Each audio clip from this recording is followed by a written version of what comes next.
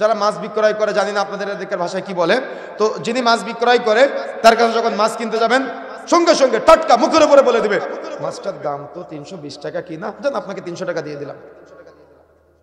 ভাই আপনাকে তো মিথ্যা বলতে বলি নাই, আপনি 5 টাকা ইনকাম করেন, আপনি কেজিতে 20 টাকা ইনকাম করেন, এই যে মিথ্যা বললেন, মিথ্যা কসম করলেন, এটা আপনার জন্য নাজায়েজ হয়ে গেল, এটা আপনার জন্য হারাম হয়ে গেল, এটা আপনার জন্য উপার্জনটা অবৈধ হয়ে গেল। আপনি মিথ্যা কসম কেন করলেন? আল্লাহ রাসূল সাল্লাল্লাহু আলাইহি ওয়াসাল্লাম তাদের উপরে লানত করেছেন যারা মিথ্যা কসম করে। মিথ্যা কসম করা যাবে না। আপনি বলতেছেন যে এই ডাউল অমুক সময়ে কিনে নিয়ে আসে 100 টাকা, কিন্তু যাও তোমাকে 95 টাকা করে দিয়ে দিলাম, একটু লসে দিয়ে দিলাম, এই কথাটা বলার দরকার আছে আপনার? কথা বুঝেন না মনে হয়, এই কথাটা বলার দরকার আছে? এই কথাটা বললেন মানে আপনি মিথ্যা কসম করলেন, আপনি সততা বজায় রাখলেন না।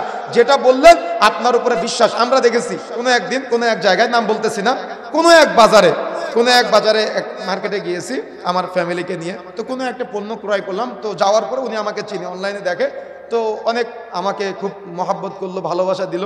দেওয়ার পরে দেখা যাচ্ছে যে কোনো একটা পণ্য আমি নিলাম, নেওয়ার পরে কোনো একটা দাম ফিক্স করে বললাম, কারণ দিদি ভাই দামাদামি তো আর করা যায় না, তো আমি ওটা নিয়ে চলে আসলাম। তো পাশের আর একটা দোকানে পরবর্তীতে গিয়েছি, গেলে বলতেছে উনি তো কমপক্ষে 500 টাকা আপনার কাছ থেকে বেশি নিয়েছে। বুঝেন না মনে হয়? বুঝতে পেরেছেন? তো এরকম প্রবণতা কিন্তু আমাদের মাঝে অহরহ দেখা যায়। তার মানে আমাদের মাঝে এই সিস্টেমগুলা, এই পদ্ধতিগুলা আমাদের মাঝে খুব বেশি দেখা যায়। এই বাজারের সাথে যে নীতিমালাগুলো আছে বা বিক্রেতার সাথে যে নীতিমালাগুলো আছে, তার মধ্যে অন্যতম একটা নীতিমালা হলো ব্যবসার সততা বজায় রাখতে হবে। আপনি সততা বজায় রাখবেন, আল্লাহ বারাকা বৃদ্ধি করে দিবে। আপনি বুঝতে পারবেন না যে কিভাবে আপনার বরকত বৃদ্ধি প্রাপ্ত হচ্ছে, কিন্তু আপনার বরকত বাড়তেই থাকবে। আপনি এটা বুঝতে পারবেন না কিভাবে আল্লাহ আপনার আয় উপার্জন বৃদ্ধি করে দিবে। এই জন্য সততা বজায় রাখবেন, যেটা সত্যটা বলবেন, যেটা মিথ্যা, যেটা কোনো ত্রুটি আছে ত্রুটিটা আপনি বলে দিবেন, কিন্তু কোনো সময় ত্রুটি গোপন করবেন না, অর্থাৎ কোনো পণ্যের ত্রুটি গোপন করবেন না। সততার নীতিমালা কি বলেন তো?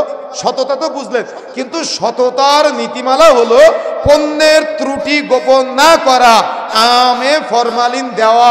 আপনি বলতেছেন ফরমালিন দেওয়া না, এটা হলো ত্রুটি গোপন করা। কথা বুঝেন না মনে হয়? তাহলে এটা ইসলামের একটা বিশাল উৎস, ব্যবসার সাথে সম্পৃক্ত, কিন্তু আমাদের দিনী ভাইদের মাঝে আলোচনা হয় না, যার কারণে ওরা ব্যবসা করতেছে। বলতেছে অনলাইনে একটা পণ্য দেখা যাচ্ছে অনেকে বিক্রয় করতেছে এখন খেজুরের গুড়। আমি ভালো করে বুঝে, আপনাদের ভালো করে বুঝেন, ও জীবনে কোনোদিন সাপোজ দেখা যাচ্ছে যশোরে গুড় বেশি তৈরি হয়, তো ও জীবনে যশোরে যায় নাই, কিন্তু ও অনলাইনে ঘোষণা দিচ্ছে যে আমার নিজস্ব কারখানায় গুড় তৈরি হচ্ছে, কিন্তু ও যশোরে যায়নি। কিন্তু কথা বুঝেন নাই, কিন্তু বলতেছে যশোরে আমার নিজস্ব কারখানায় গুড় তৈরি হচ্ছে। তাহলে কি আপনি নীতিমালা বজায় রাখলেন? কথা বুঝেন না মনে হয়? তাহলে আপনি মানুষকে প্রতারণা করলেন, আপনি মানুষকে ধোঁকা দিলেন। এই জন্য আপনাকে সর্বদা সতর্ক থাকতে হবে, সাবধান থাকতে হবে, যাতে করে কোনো প্রকার আপনার মাধ্যমে মানুষ না ঠকে যায়, আপনার মাধ্যমে মানুষ কষ্ট না পায়। এই জন্য এই নীতিমালা মনে রাখতে হবে।